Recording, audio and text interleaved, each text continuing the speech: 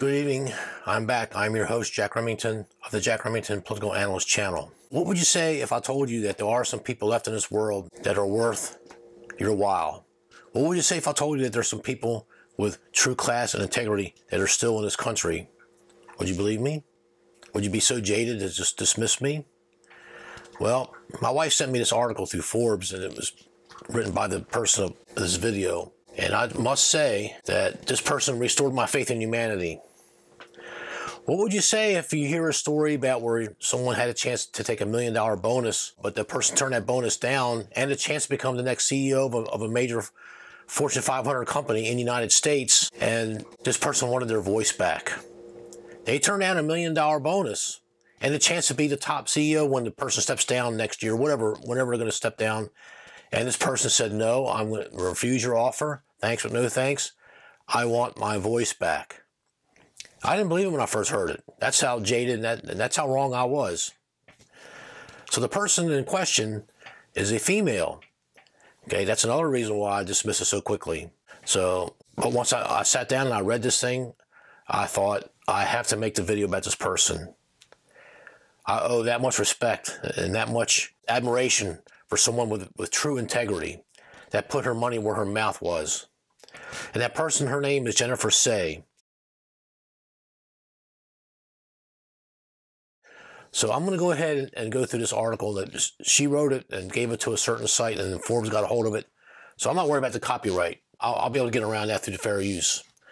But I'm going to go through this bit by bit, and I'm going to have a summary discussion. So please bear with me. The title of the article is called, quote, "Yesterday I was Levi's brand president. I quit so I could be free." End of quote. The subheading line, the subline, the byline is, quote, "I turned down $1 million severance in exchange for my voice." Written on February 14th by Jennifer Say, courtesy of her as the author. So here we go. This is the voice of Jennifer Say. "When I traveled to Moscow in 1986, I brought 10 pairs of Levi's 501s in my bag. I was a 17-year-old gymnast, the reigning national champion, and I was going to the Soviet Union to compete in the Goodwill Games, a rogue Olympics-level competition orchestrated by CNN founder Ted Turner, while the Soviet Union and the United States were boycotting each other. The jeans were for bartering lycra. The Russian leotards represented tautness, prestige, discipline, but they clamored for my denim, and that's all that denim represented. American ruggedness, freedom, individualism. I loved wearing Levi's. I'd wore them as long as I could remember.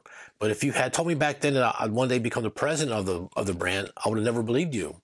If you told me that after achieving all that, after spending almost my entire career at one company, that I would resign from it, I would think you were really crazy. Today, I'm doing just that. Why? Because after all these years, the company I love has lost sight of the values that made people everywhere, including those gymnasts in the former Soviet Union, want to wear Levi's." Here's a photo. Jennifer Say, the center of Moscow at the Goodwill Games. Back to the story. My tenure at Levi's began as an assistant marketing manager in 1999, a few months after my 30th birthday. As the years passed, I saw the company through every trend. I was a marketing director for the U.S. by the time skinny jeans had become the rage. I was a chief marketing officer when high waist came into vogue. I eventually became the global brand president in 2020, the first woman to hold this post. Parentheses, and somehow low rises is back. End parentheses, that's true.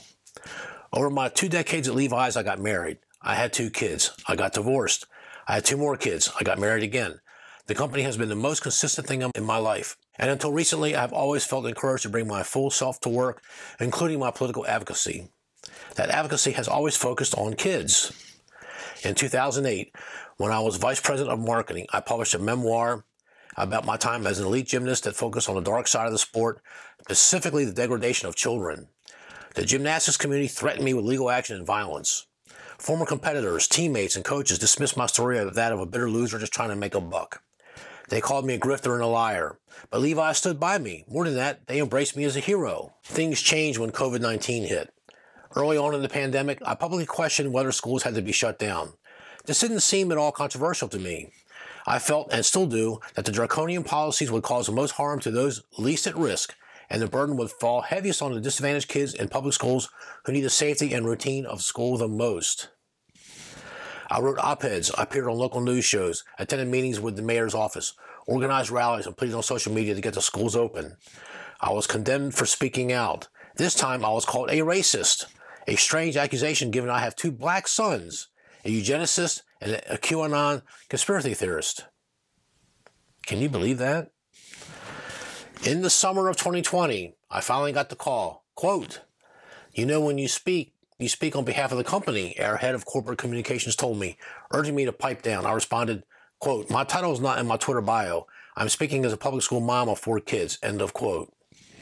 But the calls kept coming from legal, from the HR, the Human Resources Department, from a board member, and finally from my boss, the CEO of the company.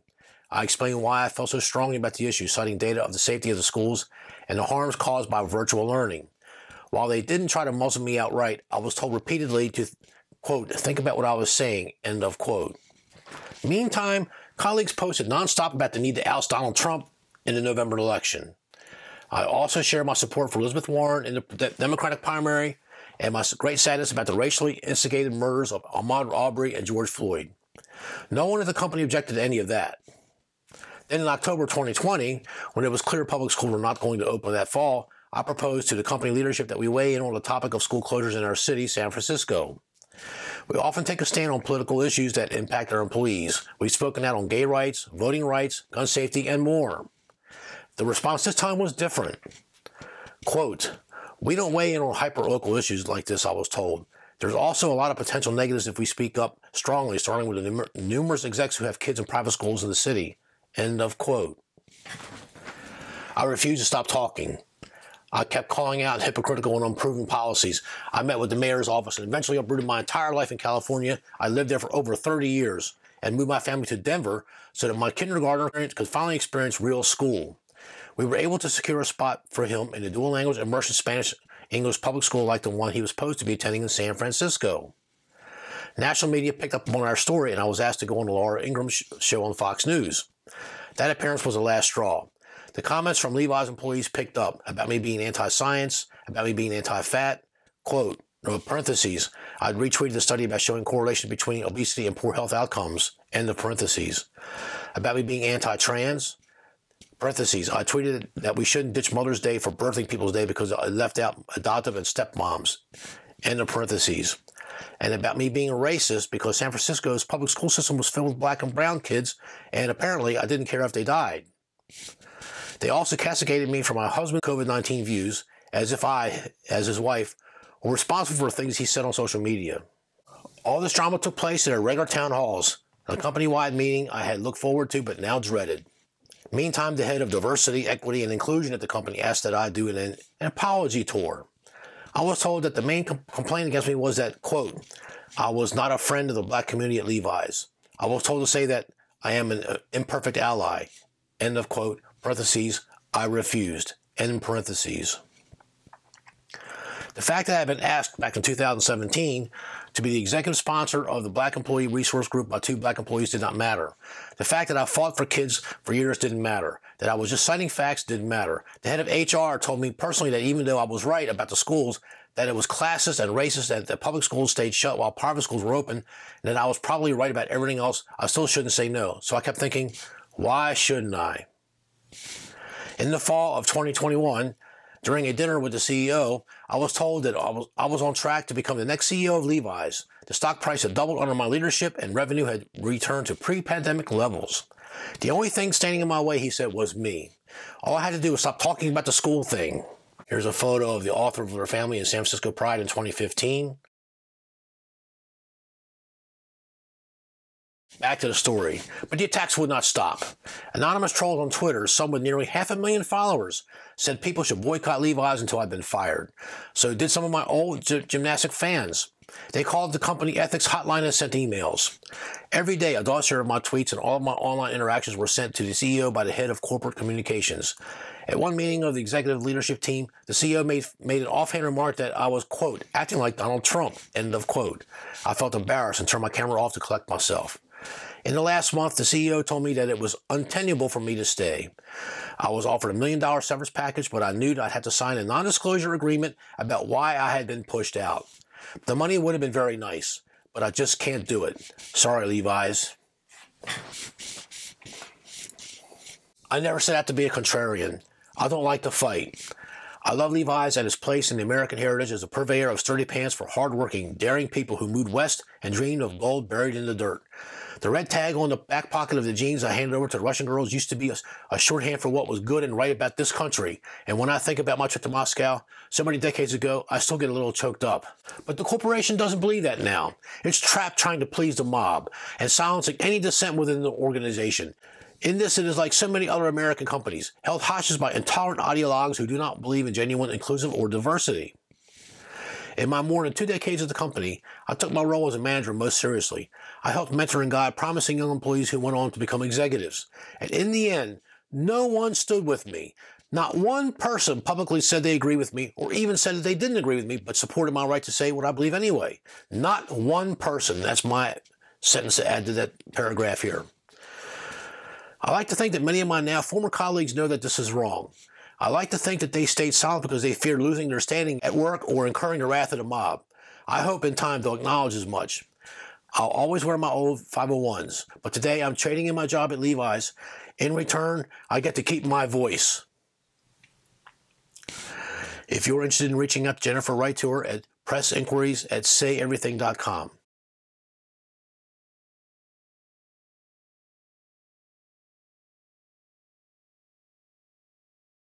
I'm not really sure what I want to say to her, but I'm going to say nothing but great things about her. And this is the kind of person, in my opinion, I'll say it on my channel right now, this is the kind of person with true integrity that money didn't matter. In the end, money doesn't matter. She knows this. She knows it's what's inside here. That's what's got to count. The truth must prevail. And her truth should be America's truth. It should have been Levi 501's truth, but it wasn't, was it? So I used to never believe in boycotts because the people at the lower end of the rung, when the company started losing money, they would get laid off or get their hours cut. The ones at the lower end of the rungs, the worker bees, get hurt the most, and they get hurt first too.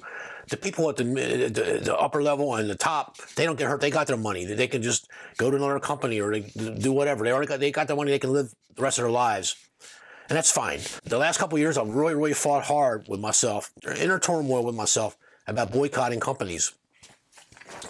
But I'm going to have faith that these worker bees will be able to bounce back and find another place, find another spot for themselves, and they can survive and thrive. Despite what side they may be on. When it comes to survival, I don't care about if they're a Democrat or Republican or independent or whatever. In America, the biggest thing a person can have is your job, in my opinion. And with that job, you can't survive in this world. Everything costs money. You have to have money to survive. That's modern day living. You can't do that like you could 150 years ago. You could live off the land with no money. There's millions of people who lived 150 years ago, just after the Civil War. They never handled $10 in their lives. They could make it off the farm. They could make it through subsistence. They found ways to get free food, and to get shelter, and they were done. That was their life. So, but you can't do that today. Everything costs money.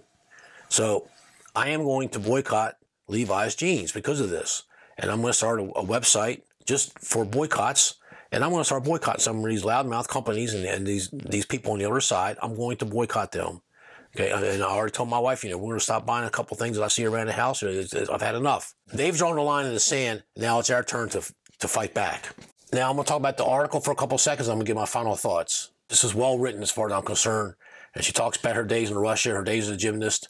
I'm pretty sure she was let off the hook with this, that Dr. Nasser, that Larry Nasser was convicted of 160-some assaults with his gymnasts over the years, because even the FBI, with the most derogatory term I ever heard in my life, they called it the pink purgatory.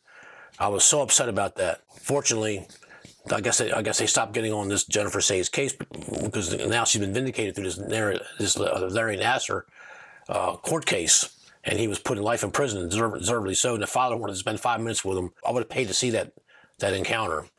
But anyway, and everybody knows I got 2 daughters that I think the world of. So it hits home hard when these people abuse women and female children. That's over the pale. It's over the top. I want to talk about a paragraph, quote, "Meantime, colleagues posted nonstop about the need to oust Trump in the November election." Okay, but she didn't really give any reasons why, but we can figure out why.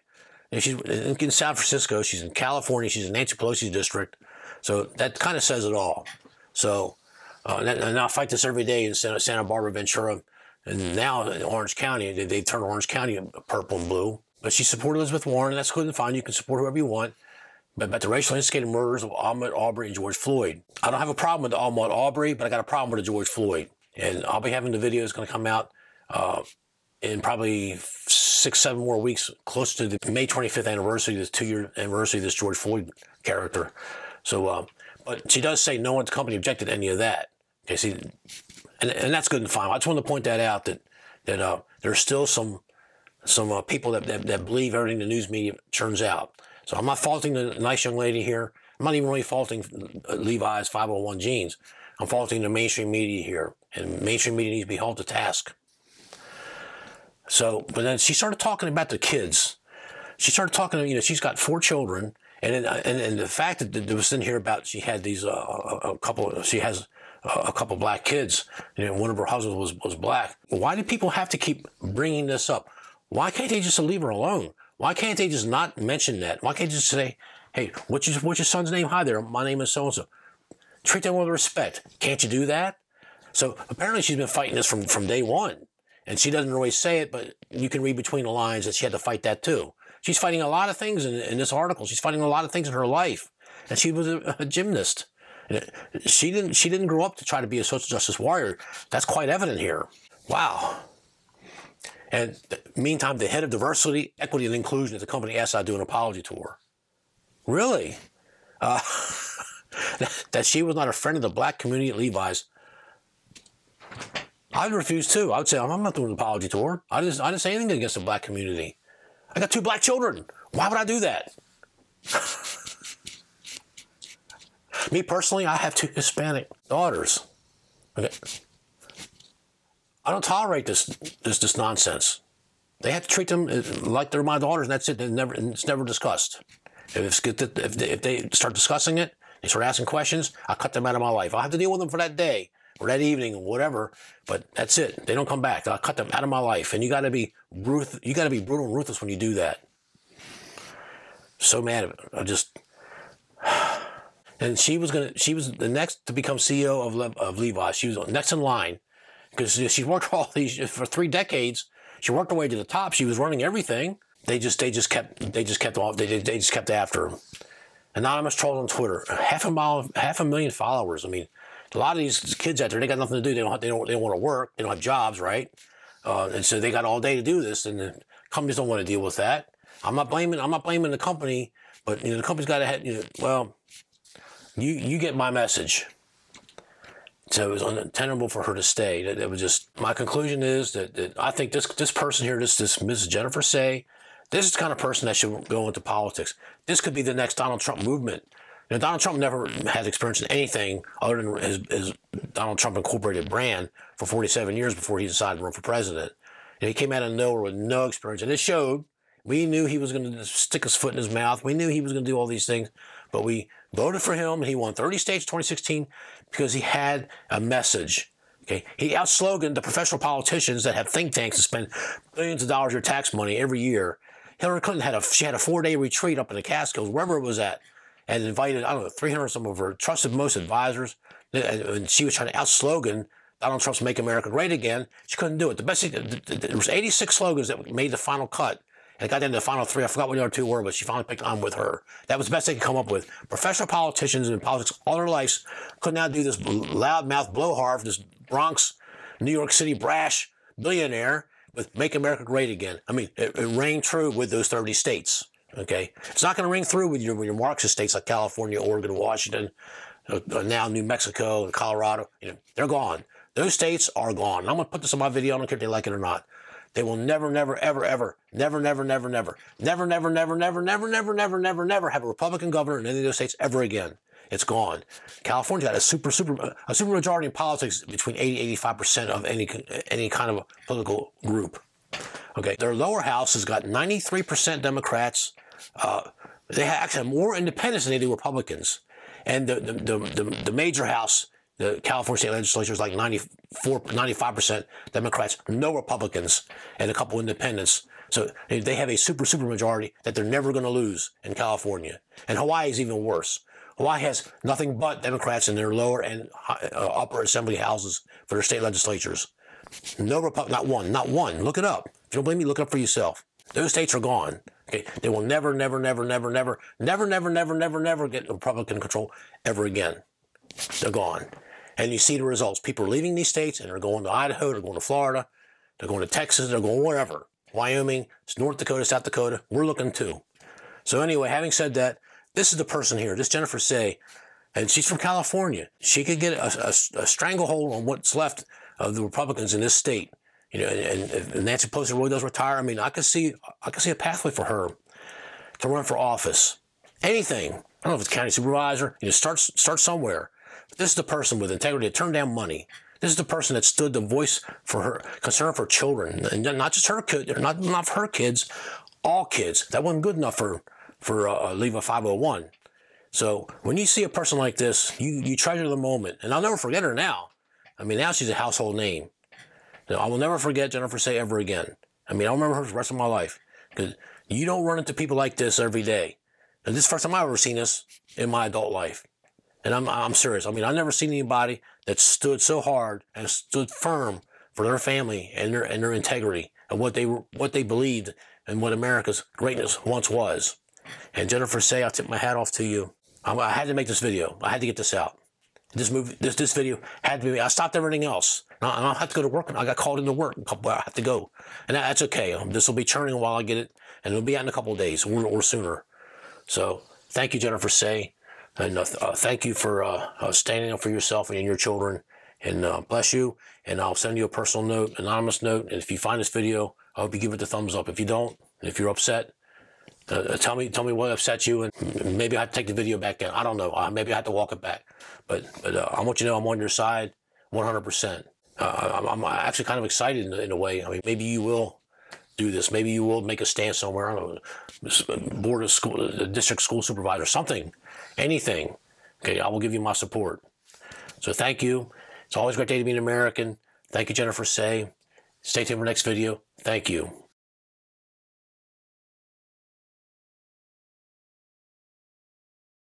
All right, joining us now is Jennifer Say, the former brand president of Levi's, who famously left $1 million on the table over her values. Jennifer, good to have you on tonight. Now, you left San Francisco last year, so you can't be surprised about what happened this week with those 3 school board members being thrown out of office. But are you surprised that so many Democrats now are speaking openly, even to members of the media, about what finally broke them? Well, I will say I'm not surprised that the school board was recalled. You know, it's a campaign that was started about a year ago. I know some of the folks that started it. I am surprised it was this decisive. I mean, it was 70-30.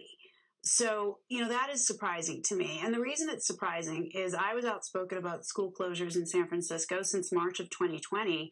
And I certainly felt like I was in the significant minority. But what this says to me is that there was a silent majority of parents that were incredibly frustrated, outraged that schools were closed for 7 months. And they showed up and they voted in the special election to recall in a really, truly decisive manner. And I think this is causing people to rethink party alignment. You know, for me, it's not even about party. I'm going to vote for candidates that support the causes that I care about. I'm an independent now that I got to Colorado. I'm going to vote for the candidates. You know, I'm not going to pledge loyalty to any particular party. I'm going to vote for candidates that connect with me and support the causes that matter to me. Was it more than just the school closures? Did the things that motivated the voters to turn out in such, you know, a large percentage to recall these recall these members, were they annoyed by some of the other bit of focus that the board had during this time, like renaming a bunch of schools and that kind of stuff? Did that play into it as well? Oh, 100%. I mean, I was calling in to school board meetings. They lasted 7, 8, 9 hours. I often got bored and gave up. But they didn't even talk about getting schools open until the last half hour. They'd spend hours and hours on renaming schools. okay, maybe valid, maybe not, but certainly not in the middle of a crisis when schools have been closed for 6 months, 8 months, 9 months, a year, and kids are really suffering. So, they just showed no urgency on the matter, and it's a true dereliction of duty. They're elected by the people of San Francisco. They are responsible for the children, and they are responsible to the families in San Francisco. But that is not who they answered to. They were answering to the teachers' unions. They were enormously haughty, and the unions really were calling the shots across the country in a lot of states. Not every school district, but a lot in the states that refused to open. And you saw this repeatedly, that the sort of diversity, equity, inclusion, new curricula was being kind of shoehorned in during this period of, remote learning and teachers at home and some teachers in. But that was a real opportunity, I think a lot of activists thought they had, because everyone was so overwhelmed with the virus, we can do this other stuff. Do you find that to be the case? I think the naming of the schools was such a flashpoint because, it was just absurd. The rationale for renaming was wrong in many instances. It was an insane number. They were renaming Dianne Feinstein Elementary. She's a sitting senator, like her or not. We just elected her. Our state had just elected her. That's crazy. It didn't make sense. I really do think it was a referendum on the closures and the lack of focus on getting schools open and the just intractability. I think that was the driver.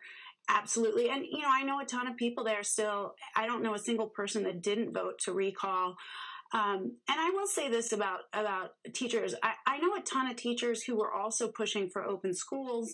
So I don't think it's a uniform bunch. I know a lot of teachers who saw the harms, but were afraid to speak out and go against what, the position the union was officially taken. But eventually the voters, eventually there are a lot of great teachers. That's a given. Teachers in. No, I have a lot of teachers in my family, and I have a lot of teachers in my family, and I totally agree with you. But this was a bridge too far, and we'll see where this goes from here. We're going to be anxiously following it. But Jennifer, you stood with your principles, and you left big money on the table, and we really appreciate your joining us tonight. Thank you.